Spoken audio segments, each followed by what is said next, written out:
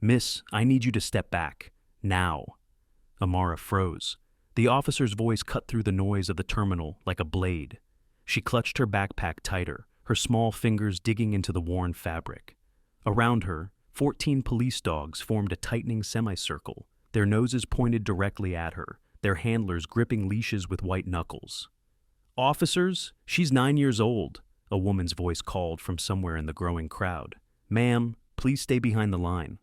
Amara's breath came in short, panicked bursts. She didn't understand what was happening. One moment, she'd been sitting on a bench near the security checkpoint, waiting for the airline escort who was supposed to take her to her gate. The next, dogs appeared from every direction. Big dogs. German shepherds, Belgian Malinois, Labrador retrievers.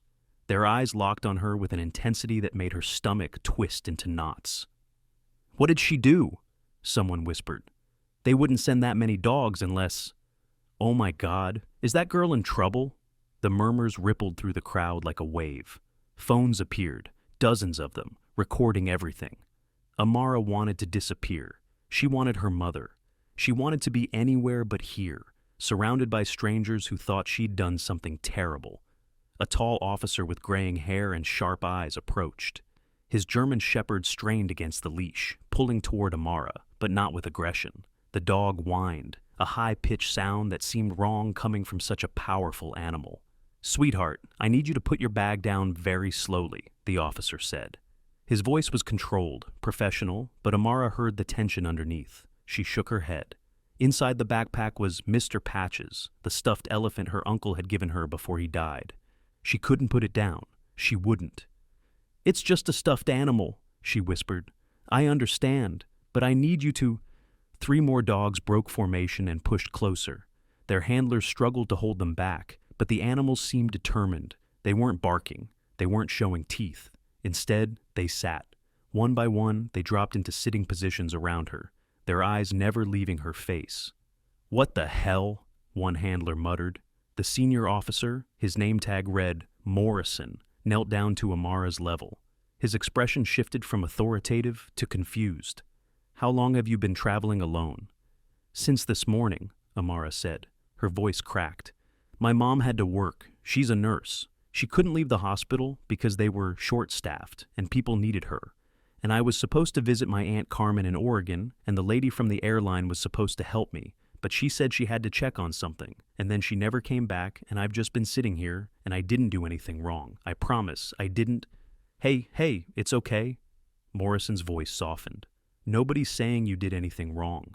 But his eyes said something different. His eyes said he didn't understand what was happening, and that frightened Amara more than anything else.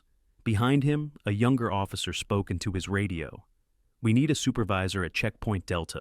We have 14 K9 units showing unusual behavior. Repeat, all units are fixated on a minor. No aggressive indicators, but they won't stand down." A woman in a TSA uniform pushed through the crowd. "What's going on?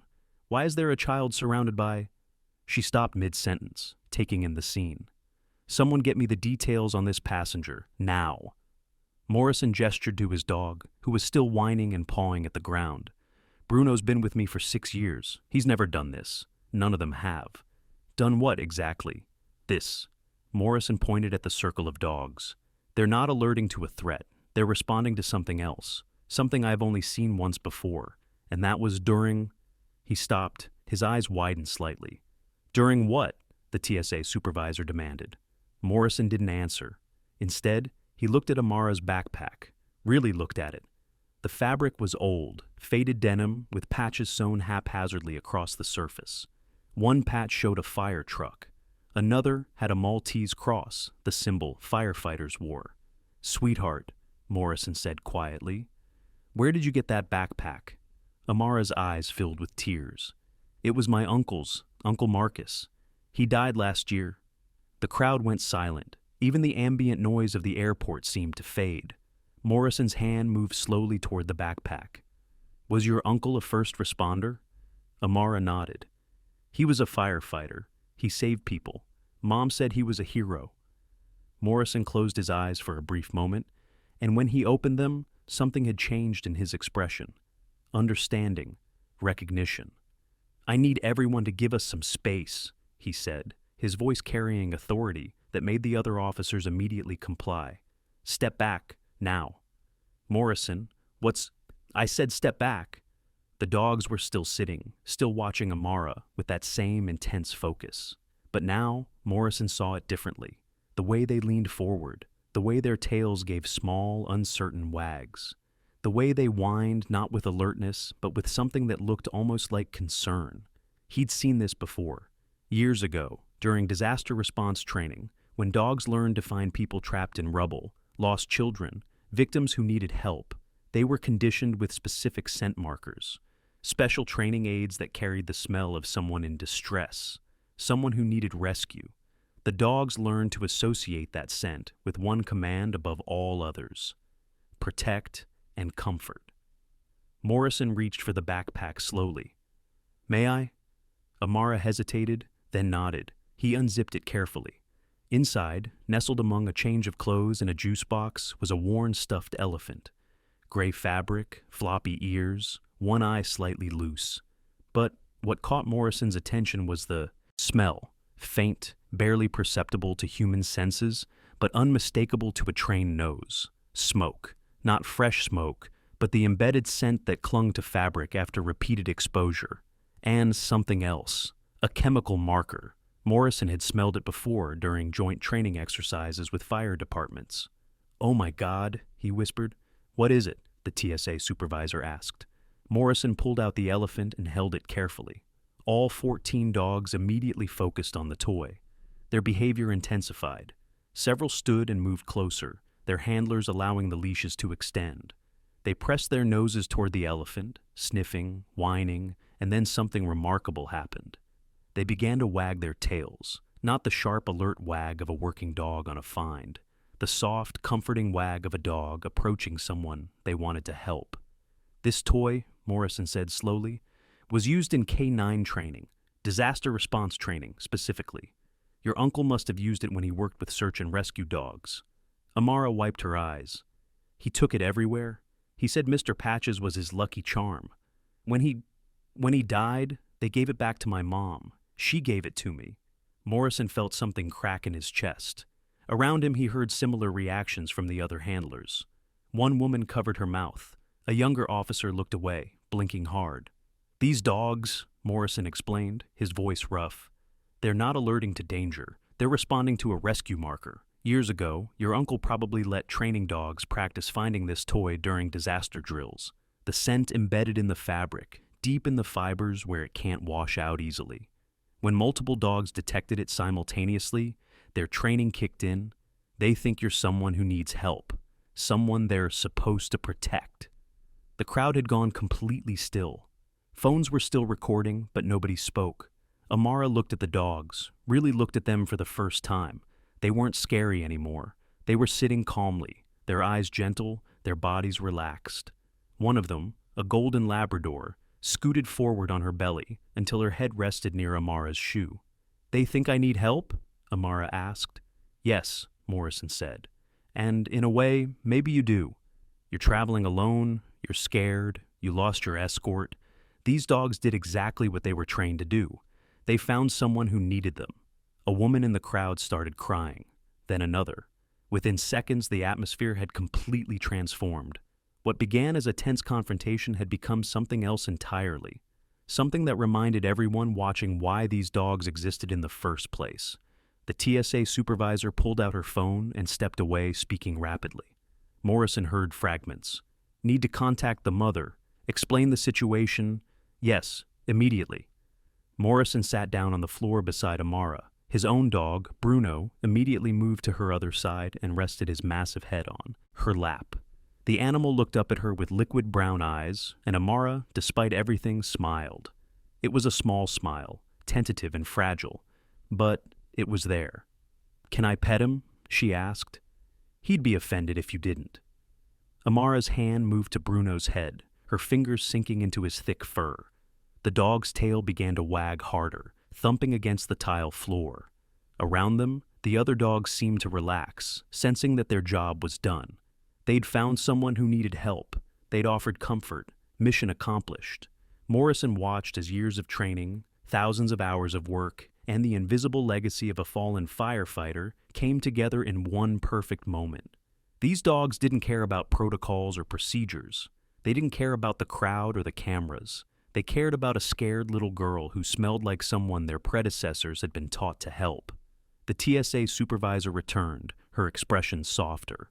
"I have her mother on the phone. She's pretty emotional. Would you like to speak to her?" Amara nodded quickly, taking the phone with trembling hands. "Mom?" Even from where Morrison sat, he could hear the woman's voice crack. "Baby, are you okay? They told me what happened. They told me about Uncle Marcus's elephant. The dogs thought I needed help," Amara said. And now she was crying too, but smiling at the same time. "They're so nice, Mom. They're all around me and they're being so gentle, and one of them is letting me pet him, and his name is Bruno." "Your uncle would have loved that," her mother said, her voice thick with tears. "He worked with dogs just like that. He believed in them. He trusted them more than most people." Morrison signaled to the TSA supervisor, who handed him her radio. He made several calls, reorganizing schedules and priorities. Within minutes, he'd arranged something that hadn't been done before at this airport. When Amara finished talking to her mother, Morrison took back the phone and addressed the woman directly. "Ma'am, my name is Officer James Morrison. I'm the senior K-9 handler here. I want you to know that your daughter is safe, and she's going to stay safe. I'm personally going to escort her to her gate, and I'm bringing Bruno with me. He seems to have appointed himself her guardian." "Thank you," Amara's mother whispered. "Thank you so much, and please tell those dogs, tell them thank you from me, from my whole family. Marcus would be so proud." Morrison's throat tightened. "I will, ma'am, I promise." He ended the call and looked around at the assembled handlers and their dogs.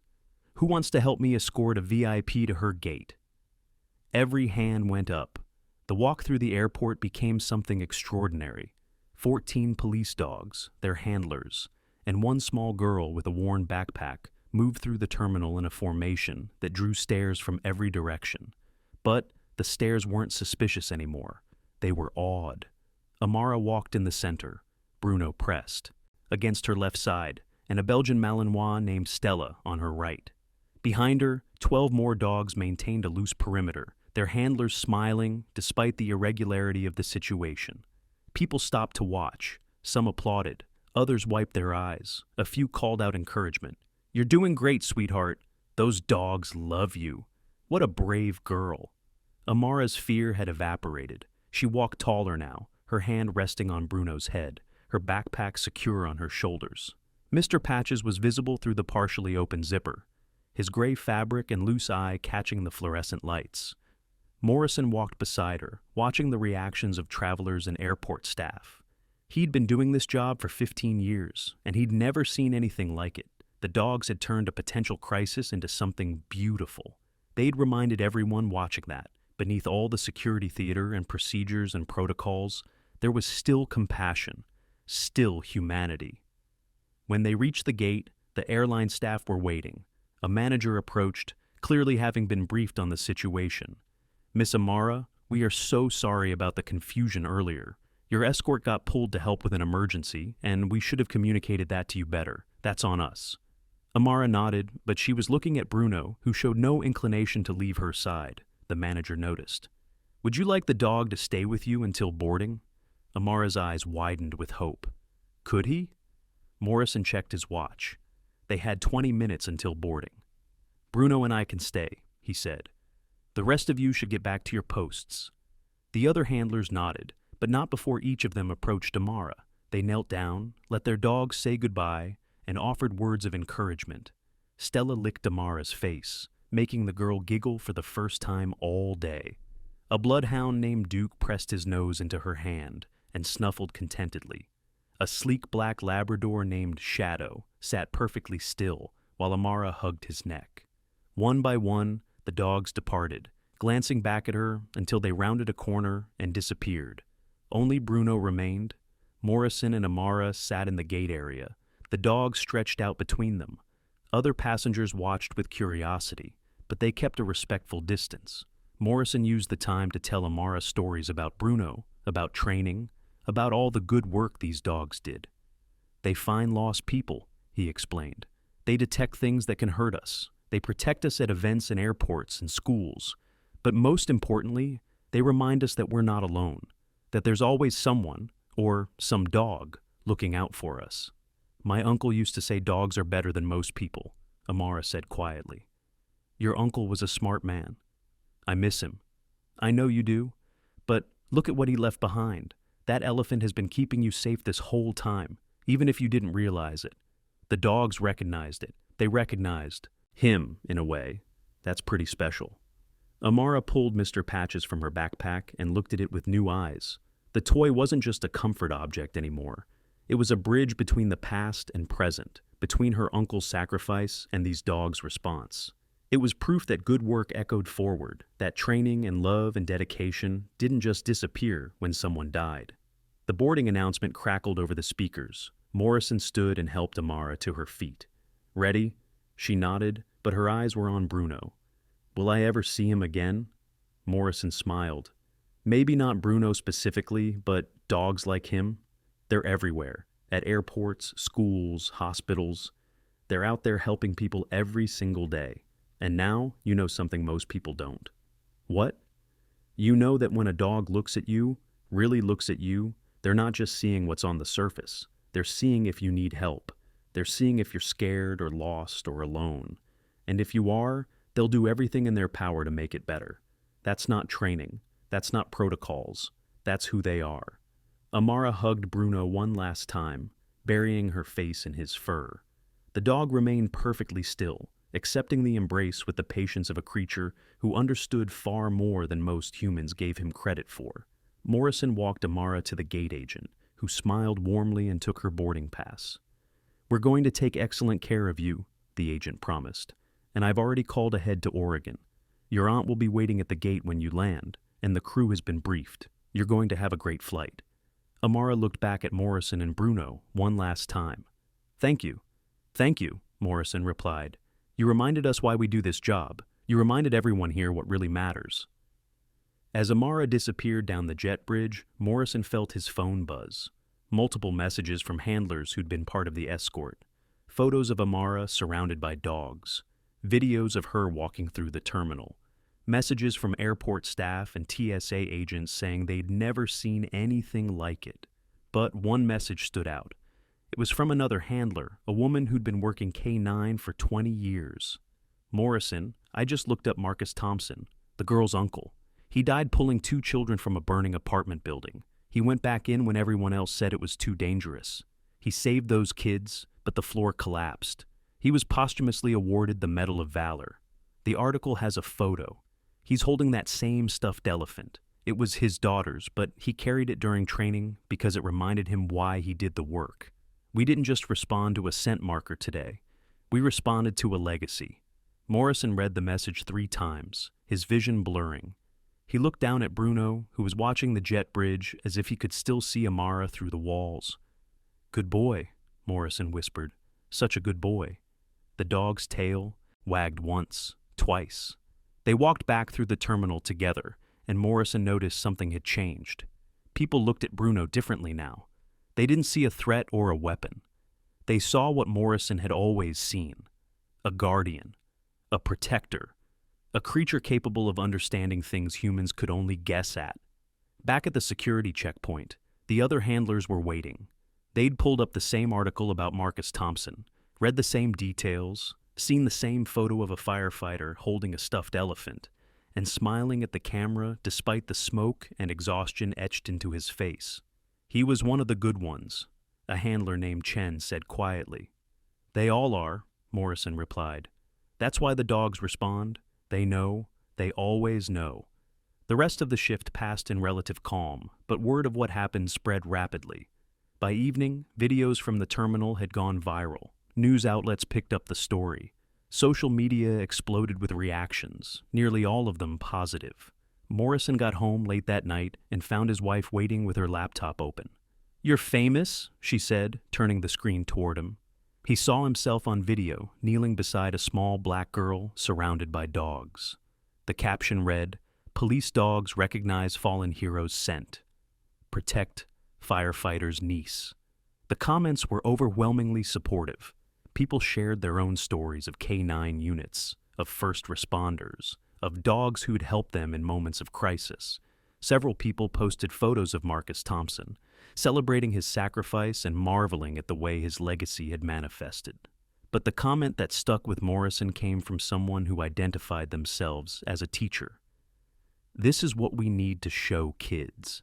Not that authority figures are scary, but that there are people and animals dedicated to protecting them even when they don't realize they need protecting. This little girl was alone and frightened, and instead of ignoring her or passing by, these dogs stopped everything to make sure she was okay. That's beautiful. That's what service looks like.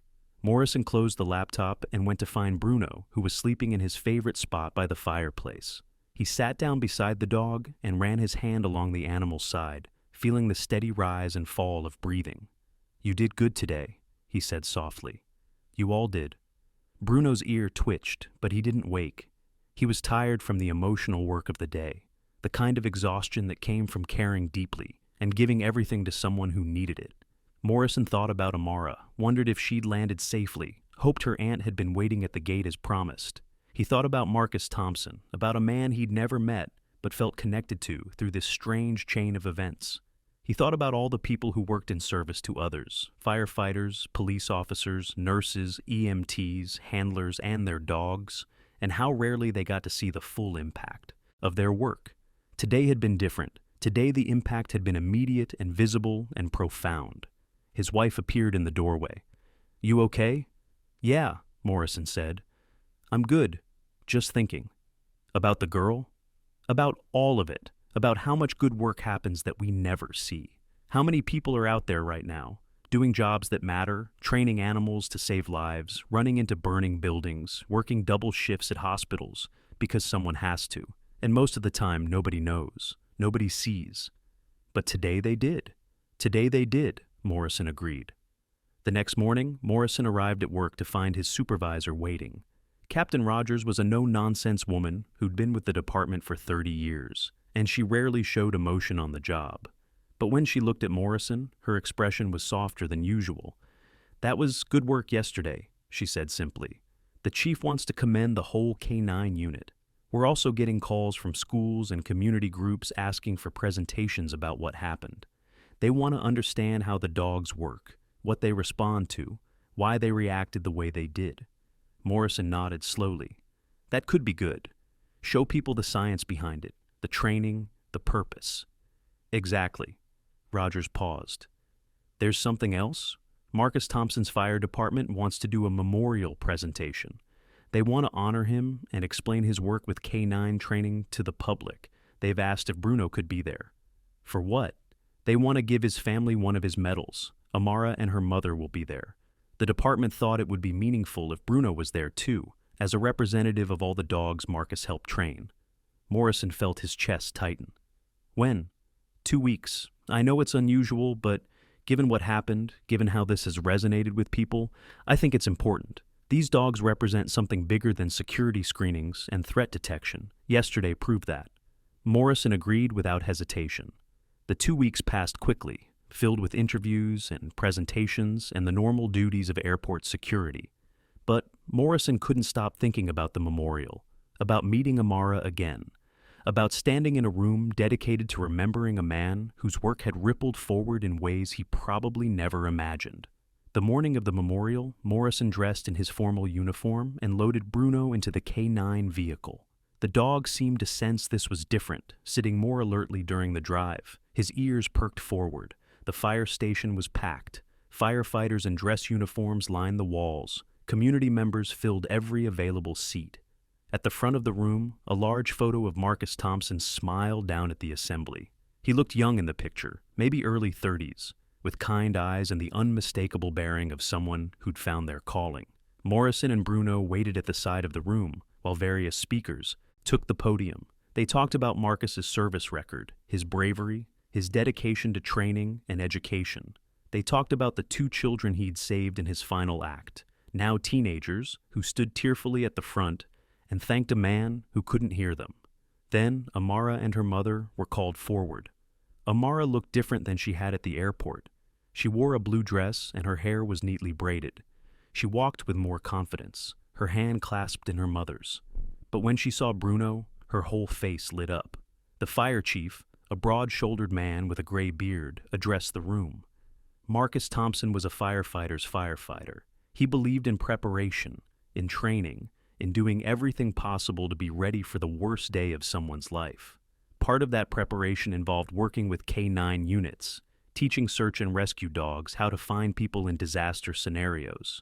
He used his daughter's stuffed elephant as a training tool because he said it reminded him who he was really working for. Not for statistics or recognition, but for kids like Amara.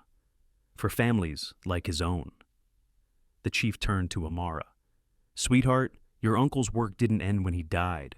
2 weeks ago, at an airport across the country, his training saved you in a different way. The dogs that surrounded you weren't threatening you. They were responding to your uncle's legacy. They were doing exactly what he taught them to do, protect someone who needs help." Amara nodded, her eyes bright with tears. "Because of what happened, and because of how people have responded, we're establishing the Marcus Thompson Memorial K-9 Training Fund. It will provide resources for search and rescue dogs, disaster response training, and education programs that teach kids about these incredible animals. Your uncle's work will continue." The room erupted in applause. Morrison felt goosebumps rise on his arms. The chief presented Amara's mother with a framed Medal of Valor, the same one Marcus had received posthumously. Then he turned to Morrison. "Officer Morrison, would you bring Bruno forward?" Morrison stood, and Bruno immediately came to attention. They walked to the front of the room together, and Morrison felt hundreds of eyes on them. The chief knelt down to Amara's level. "This is Bruno, the dog who stayed with you at the airport. His handler, Officer Morrison, wanted to be here today to represent all the K-9 units your uncle worked with. Bruno can't speak, but if he could, I think he'd say thank you. Thank you for reminding us what this work is really about." Amara stepped forward and wrapped her arms around Bruno's neck. The dog held perfectly still, his tail wagging slowly. Cameras flashed, but Morrison barely noticed. He was watching Amara's face, the way her fear had been replaced with understanding, with connection, with something that looked a lot like peace. When she pulled back, she looked up at Morrison. "I want to train dogs when I grow up, like my uncle did." "Then you will," Morrison said, "and you'll be great at it." After the ceremony, Morrison and Bruno mingled with the firefighters and community members. Story after story emerged about Marcus Thompson's impact, the rookie he'd mentored, the family whose house he'd saved, the kids he'd taught fire safety at the local elementary school. Each story added another layer to the portrait of a man who'd lived his life in service to others. Amara's mother approached Morrison near the end of the event. She was a small woman with tired eyes and a warm smile. "I wanted to thank you personally," she said. "What you did for Amara, what all those dogs did, you gave her something I couldn't. You gave her proof that her uncle's work mattered, that it's still making a difference. Ma'am, I think your brother gave us that proof. We just recognized it." She smiled sadly. Marcus would have loved this. He always said dogs were more intuitive than people gave them credit for. He said they understood emotions and needs in ways we couldn't quantify. Watching those videos of Amara surrounded by all those dogs, seeing how gentle they were, how protective, he would have been so proud. "For what it's worth," Morrison said, "I've been doing this work for a long time, and I've never seen anything like what happened that day. Those dogs made a choice. They could have stayed at their posts, followed their standard protocols, but they recognized something more important. They recognized someone who needed them. That's what Marcus always did too," she said quietly. "He recognized when someone needed help, and he never turned away." Later that evening, after Morrison returned home and got Bruno settled, he sat down at his computer and drafted an email to the training coordinator for their K-9 unit. In it, he detailed what had happened at the airport, explained the science behind the dog's reaction, and proposed a new element to their training program. "We spend a lot of time teaching these dogs to detect threats," he wrote.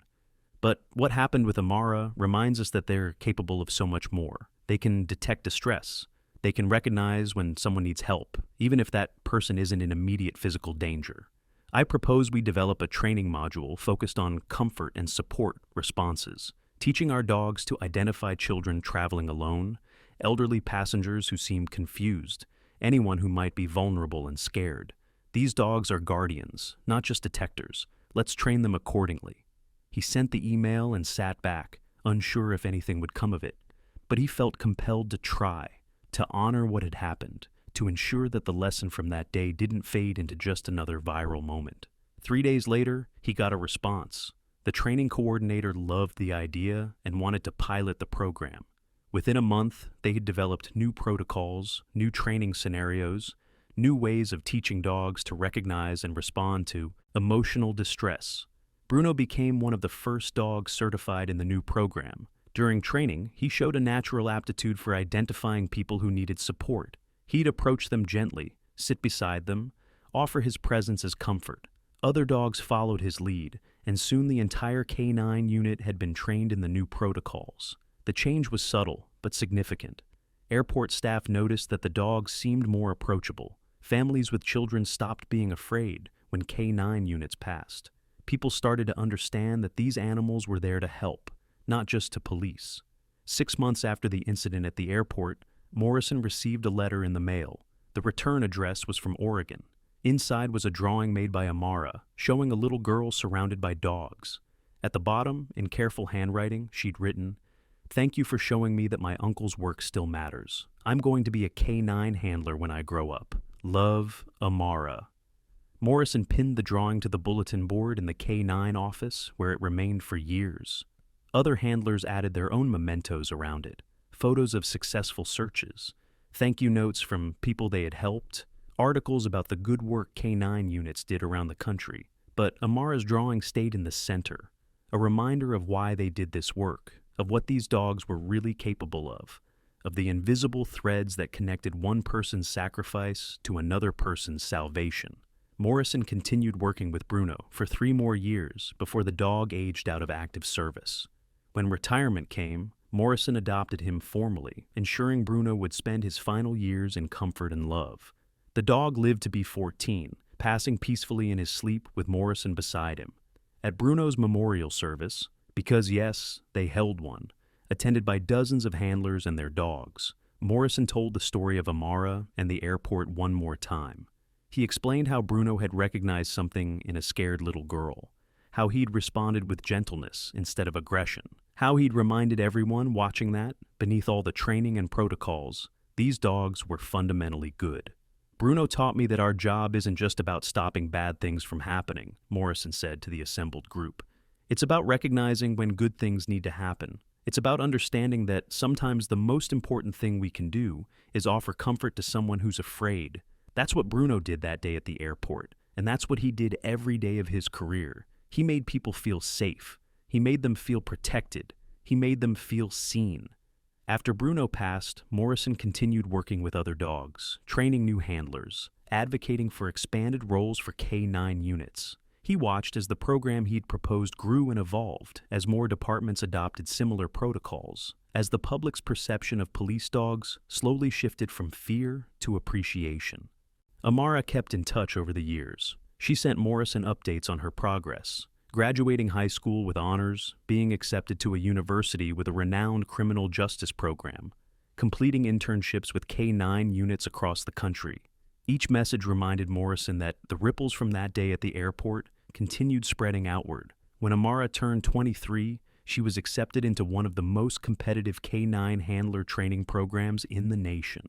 Morrison wrote her a letter of recommendation, describing the day they met and how even then he could see her understanding of what these dogs represented.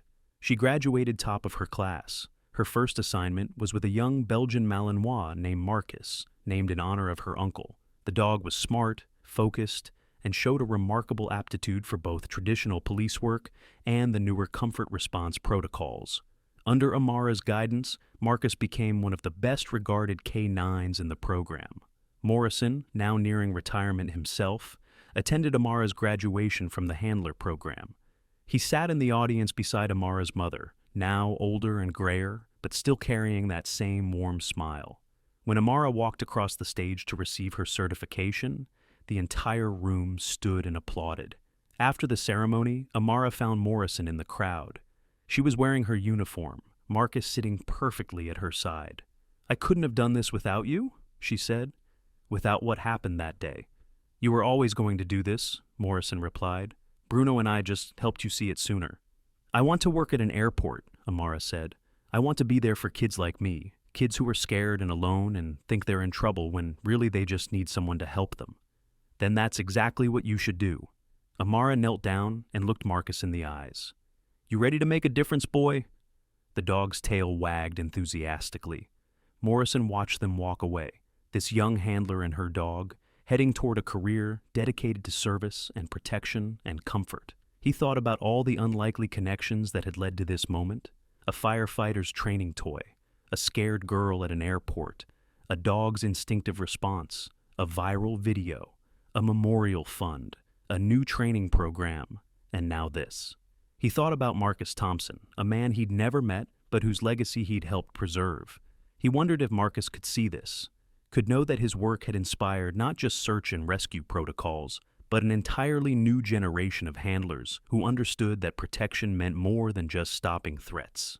The years continued to pass. Morrison retired at 62, having spent nearly 4 decades working with K9 units. Amara became one of the youngest senior handlers in her department, known for her skill, her compassion, and her ability to train dogs who could balance traditional police work with the softer skills of emotional support and comfort response. The Marcus Thompson Memorial K9 Training Fund grew into a nationally recognized organization, providing grants to departments across the country and funding research into how dogs could be used not just for security, but for community support and trauma response. Videos of that day at the airport remained online, resurfacing every few years as people rediscovered the story. The comments never stopped pouring in, people sharing how it made them cry, how it restored their faith in humanity, how it reminded them that there was still good in the world. But the most important legacy wasn't online, or in grant funding, or in new training protocols. It was in the hundreds of interactions that happened every day in airports and schools and public spaces across the country, where K9 handlers and their dogs approached vulnerable people with gentleness instead of suspicion, with offers of help instead of displays of force. It was in the children who no longer feared police dogs, because they'd been taught to see them as protectors and friends. It was in the elderly passengers who received patient assistance from handlers whose dogs sat calmly beside them, radiating peace and security. It was in the lost teenagers and anxious travelers and overwhelmed parents who found unexpected comfort in the presence of these trained animals and their dedicated handlers. It was in every moment when someone looked at a police dog and thought not threat, but help. Morrison, in his retirement, sometimes visited the airport where it had all begun. He'd sit near Checkpoint Delta, watching the K9 units work, and he'd remember that day when 14 dogs surrounded a scared little girl and chose compassion over protocol. The handlers working there now were younger, a new generation who'd grown up with the expanded training programs and broader mission statements. But they all knew the story. They all understood why their dogs were trained the way they were trained, why they learned to recognize fear and distress and loneliness just as readily as they learned to detect explosives and narcotics. One afternoon, Morrison watched as a K9 handler approached a young boy who was crying near a gate. The boy's flight had been delayed, his parents were stressed, and he was scared. The handler knelt down, spoke gently, and let her dog, a golden retriever named Hope, sit beside the child. Within minutes, the boy had stopped crying. He was petting Hope, smiling, his fear forgotten. His parents thanked the handler profusely, took photos, told their son he'd just met a real hero. Morrison smiled and stood to leave. As he walked toward the exit, he pulled out his phone and sent a text to Amara. Just saw one of your colleagues doing exactly what we trained them to do. Your uncle would be proud. Hell, I'm proud. Her response came quickly. We all are. Every single day we get to carry forward his work. That's the greatest honor I could ask for. Morrison pocketed his phone and headed home, where no dog waited anymore, but where memories lived in every corner. Photos on the walls showed him with Bruno, with other dogs he'd worked with over the years, with handlers he'd trained and communities he'd served. But the photo he looked at most often was one taken that day at the airport. Someone in the crowd had captured the moment when Amara first smiled, when she realized the dogs weren't there to hurt her, but to help her. Bruno was beside her, his head resting on her lap, and Amara's hand was buried in his fur. Her face showed wonder and relief and understanding all at once. That photo represented everything Morrison believed about this work, about these dogs, about the capacity for good that existed when humans and animals worked together with a shared purpose. As Morrison settled into his evening routine, he thought about legacy and how it manifested in unexpected ways. Marcus Thompson had died saving children from a burning building. That was his moment of ultimate sacrifice, the story that made headlines and earned medals. But his real legacy was quieter, more persistent. It lived in the training protocols he'd helped develop, in the stuffed elephant that carried his scent forward, in the dogs who'd recognized that scent and responded with protection, in the handler who'd understood what was happening and chose compassion, in the girl who'd been inspired to dedicate her life to this work, in the thousands of people who'd been helped by K-9 units trained with the broader, more humane approach that had emerged from that single incident. Legacy wasn't always loud. Sometimes it was a soft wag of a tail, a gentle nudge from a wet nose, a moment of comfort offered to someone who desperately needed it. Morrison fell asleep that night, thinking about all the dogs he'd worked with, all the people they'd helped, all the moments of grace and goodness that happened when someone, human or animal, chose to respond to fear with kindness. In Oregon, Amara finished her shift and drove home with Marcus in the back seat. They'd had a good day. They'd helped locate a missing child in a crowded terminal. They'd assisted an elderly man who'd become separated from his wheelchair. They'd provided security at a high-traffic checkpoint, while simultaneously offering reassurance to nervous travelers. Before going inside her apartment, Amara sat in the car for a moment, Marcus's head resting on the center console. She scratched behind his ears and thought about her uncle, about the man she barely remembered, but whose influence shaped every day of her life. "We did good today," she told the dog. "Uncle Marcus would be proud." Marcus's tail thumped against the seat. Inside Amara's apartment, pinned to her refrigerator, was that original drawing she'd sent to Morrison years ago. Next to it was a photo from her graduation, showing her in uniform with Morrison beside her. And next to that was a news article about the Marcus Thompson Memorial, K-9 Training Fund, reaching its 10-year anniversary, having trained over 500 dogs and placed them in departments across 43 states. But the item Amara treasured most was in her bedroom, sitting on a shelf where she could see it every morning and every night. Mr. Patches, the worn stuffed elephant with one loose eye, and fabric that still, even after all these years, carried the faint scent of smoke and training compounds and a hero's legacy. She'd been offered large sums of money for the toy. Museums wanted it. The fire department wanted to display it. But Amara always refused. Mr. Patches wasn't an artifact or a relic. It was a reminder, a connection, a promise that good work echoed forward in ways you couldn't predict or control. Some nights, when her shifts were long and difficult, when she encountered people at their worst or dealt with situations that tested her resolve, Amara would hold Mr. Patches and remember. She'd remember being 9 years old and terrified. She'd remember 14 dogs surrounding her with gentleness instead of aggression. She'd remember Morrison kneeling beside her and explaining that sometimes, when you smell like someone who needs help, the whole world conspires to give it to you. That memory, more than anything else, fueled her work. It reminded her that every person she encountered, no matter how suspicious or difficult or afraid, was someone's Amara, someone's scared child, someone's lost parent, someone's confused elder. And they all deserved the same gentleness those dogs had shown her on the worst day of her young life. Years continued to pass. Morrison aged gracefully, filling his retirement with advocacy work and occasional consulting for K-9 training programs. Amara rose through the ranks, eventually becoming a training coordinator herself, responsible for developing the next generation of handlers. The world changed around them, new technologies, new threats, new challenges. But the fundamental truth remained constant. Dogs, trained with skill and compassion, could make people feel safe. They could bridge divides. They could remind humans of their better nature.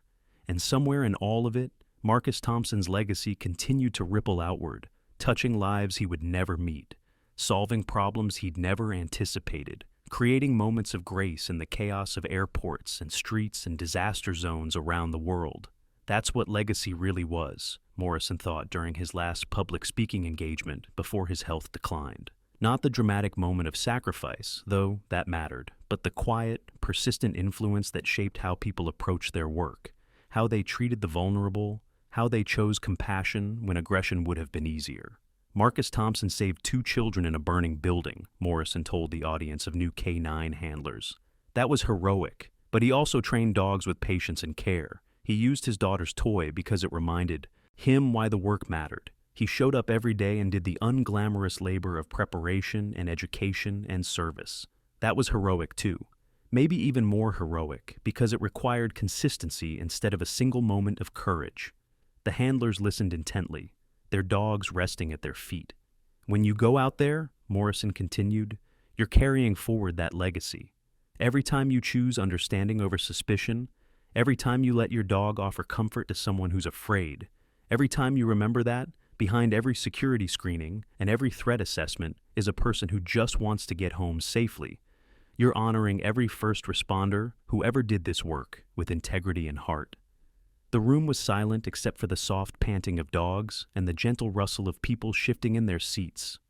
Be worthy of your dogs, Morrison said finally. They already know how to be gentle and fierce at the same time. They already understand protection and comfort aren't opposing forces. They're waiting for us to catch up, to see what they see, to love the work the way they love it, unconditionally, instinctively, without hesitation or doubt. Amara, sitting in the front row with Marcus at her side, wiped her eyes discreetly. She'd heard Morrison speak dozens of times, but this felt different, final somehow, like he was passing something forward, entrusting a mission to hands and paws younger and stronger than his own. After the presentation, Morrison and Amara stood together in the parking lot. Marcus and several other dogs milled around them, their handlers giving the 2 veterans space for private conversation. Thank you, Amara said simply, for everything. Thank me by continuing the work, Morrison replied, by training handlers who understand what these dogs are really capable of, by remembering that scared little girl at the airport, and making sure every scared little kid who comes after her gets the same grace. I will, Amara promised. We all will. Morrison nodded, satisfied. He looked at the assembled handlers and dogs, this new generation carrying forward a mission that had started long before any of them were born and would continue long after they retired. Your uncle would be so damn proud, he said, his voice rough with emotion. So would Bruno, Amara replied. They stood there for a long moment, 2 people connected by one extraordinary day and the lifetime of work that had flowed from it. Then Morrison climbed into his car and drove away, leaving behind a legacy every bit as powerful as Marcus Thompson's, every bit as persistent as the scent markers embedded in a stuffed elephant's fabric. The work continued. It always did. In airports and schools and public spaces across the country, K9 handlers and their dogs showed up every day and chose compassion. They protected the vulnerable. They comforted the afraid. They reminded everyone who watched that security and kindness weren't contradictory. They were complementary. And sometimes, when the light hit just right and a handler looked down at their dog and saw the intelligence and empathy and unwavering dedication in those animal eyes, they'd think about a 9-year-old girl surrounded by 14 dogs who refused to see her as a threat, who chose instead to see someone who needed them. That moment became legend in K9 training circles. It was taught in classes, referenced in protocols, immortalized in photos and videos that never quite captured the full emotional weight of what had happened, but tried nonetheless. Because that moment proved something people needed to believe, that training and dedication and love could create something beautiful, that animals and humans working together could achieve more than either could alone, that a single act of gentleness could ripple forward across decades, touching lives in ways both profound and subtle. That legacy, built by a firefighter with a stuffed elephant, recognized by dogs trained to help, preserved by a handler who refused to forget, and carried forward by a girl who became a woman, who became a trainer, who shaped countless others. That legacy would never die. It would live in every wag of a tail, every gentle nudge, every moment when someone looked at a police dog and felt not fear, but hope. And that, in the end, was exactly what Marcus Thompson had been working toward all along. A world where protection and compassion were synonyms, where the strong defended the weak not with aggression, but with gentle persistence, where every scared child knew that somewhere, someone, or some dog was always watching out for them. Morrison died peacefully in his sleep at 79, surrounded by photos of dogs and handlers, letters from people he'd helped, and one drawing from a little girl who'd grown up to change an entire profession. At his funeral, Amara spoke about the day they met, about how Morrison had seen potential in a terrifying situation, had chosen understanding over reactivity, had honored her uncle's legacy by helping her discover her own. Officer Morrison taught me that the best handlers don't just train dogs, she said to the assembled mourners. They train themselves to see what the dogs already know, that every person deserves to be protected, that fear and aggression aren't the same thing, and that sometimes the most powerful thing you can do is simply sit beside someone and let them know they're not alone.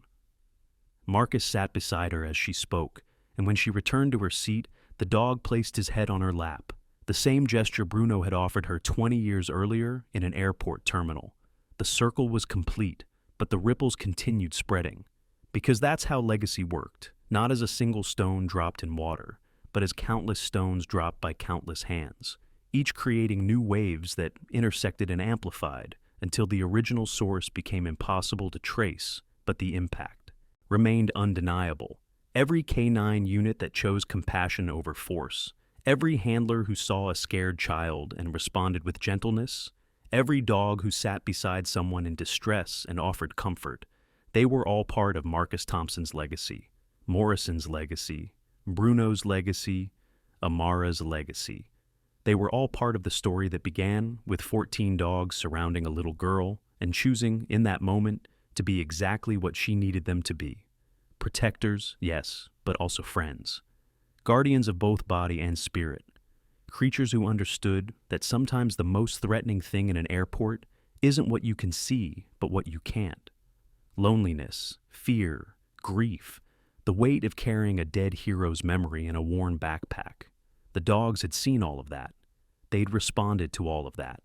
And in doing so, they'd reminded everyone watching that security work, at its best, was really just love work in a different uniform.